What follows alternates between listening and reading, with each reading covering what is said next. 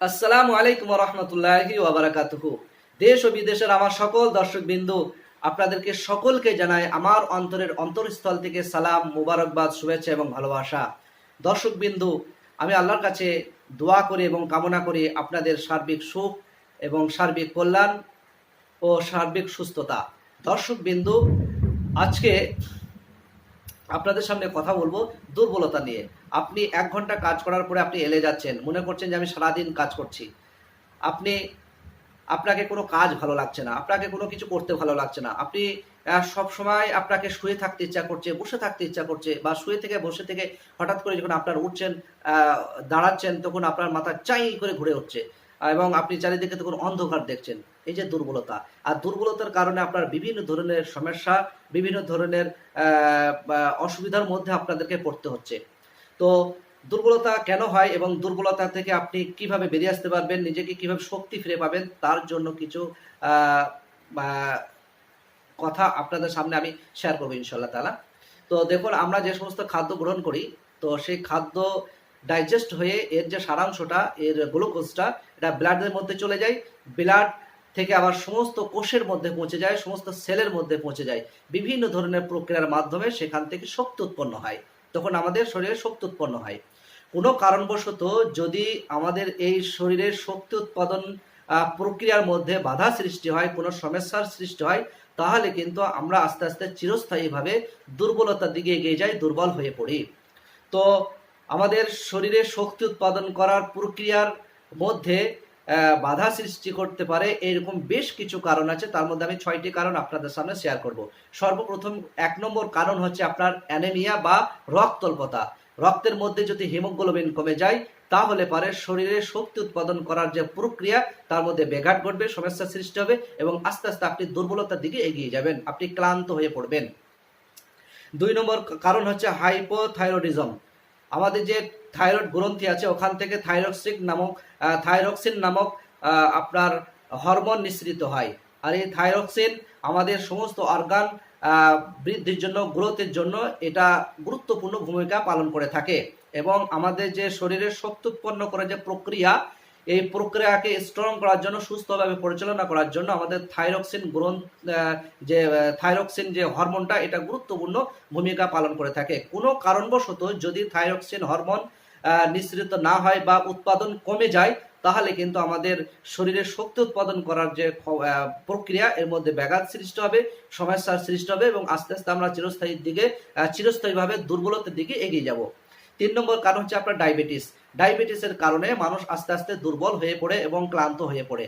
আমরা যে সমস্ত খাদ্য গ্রহণ করি, এটা ডাইজেস্ট হয়ে এর যে গ্লুকোজটা, এটা আমাদের ব্লাডের মধ্যে চলে যায় এবং এর সঙ্গে প্যানক্রিয়াস থেকে আপনার ইনসুলিন নিঃসৃত হয়ে এই গ্লুকোজকে গ্লুকোজকে আপনার ইনসুলিন প্রত্যেকটা কোষে বা সেলের মধ্যে পৌঁছে দেয়, সেখান থেকে একটা শক্তি উৎপন্ন হয়।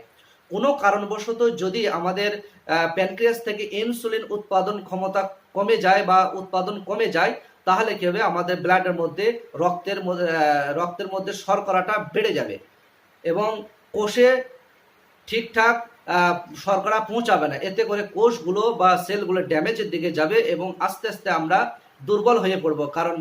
কারণ কি, আমাদের যে শক্তি উৎপাদন করার প্রক্রিয়া, তার মধ্যে ব্যাঘাত সৃষ্টি হবে। তো 4 নম্বর কারণ হচ্ছে যে লো বিপি। আমাদের বিপি যদি লো হয়ে থাকে, ব্লাড প্রেশার যদি লো থাকে, তাহলে কিন্তু আমাদের শরীরে যে শক্তি উৎপাদন প্রক্রিয়া, এর মধ্যে বাধা সৃষ্টি হয় এবং সমস্যার সৃষ্টি হয়, যার কারণে আস্তে আস্তে আমরা চিরস্থায়ী দিকে দুর্বলতা বা ক্লান্ত হয়ে পড়ি। 5 নম্বর কারণ হচ্ছে আপনার ভিটামিন ডি এবং ক্যালসিয়ামের অভাব। ভিটামিন ডি এবং ক্যালসিয়ামের অভাবের কারণে আমরা দুর্বল হয়ে পড়ি এবং ক্লান্ত হয়ে পড়ি। 6 নম্বর কারণ হচ্ছে আপনার অ্যাংজাইটি এবং ডিপ্রেশন।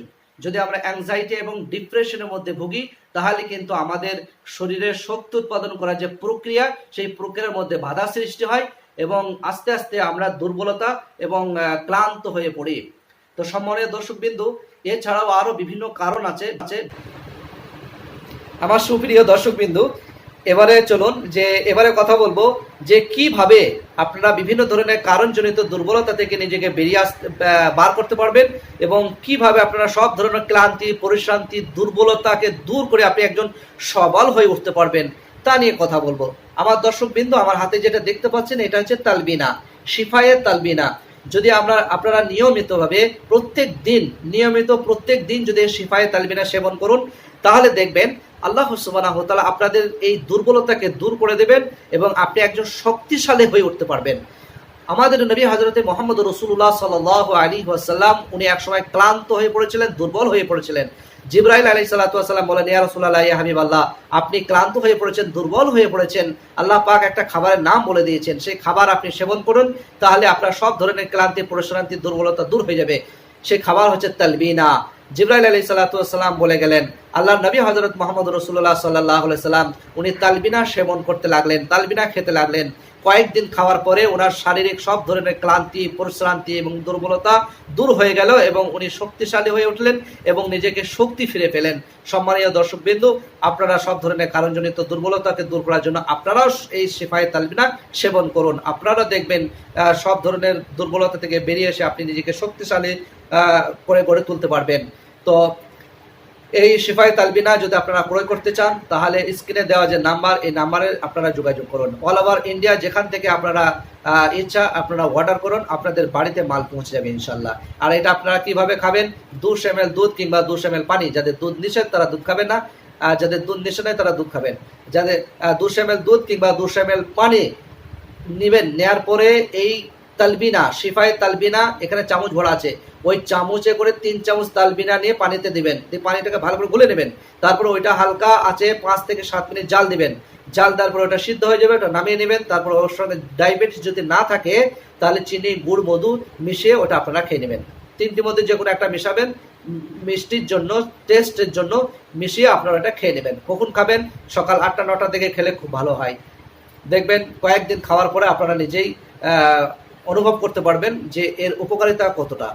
তো আশা করি আপনারা ভিডিওটা সম্পূর্ণ দেখবেন, আপনাদের হয়তো কিছু না হলেও একটু উপকার হবে। আল্লাহ সুবহানাহু ওয়া তাআলা আপনাদেরকে সকলকে সুখে রাখুন, ভালো রাখুন। ওয়া আখিরু দাওয়ানা আলহামদুলিল্লাহি রাব্বিল আলামিন। আসসালামু আলাইকুম ওয়া রাহমাতুল্লাহ।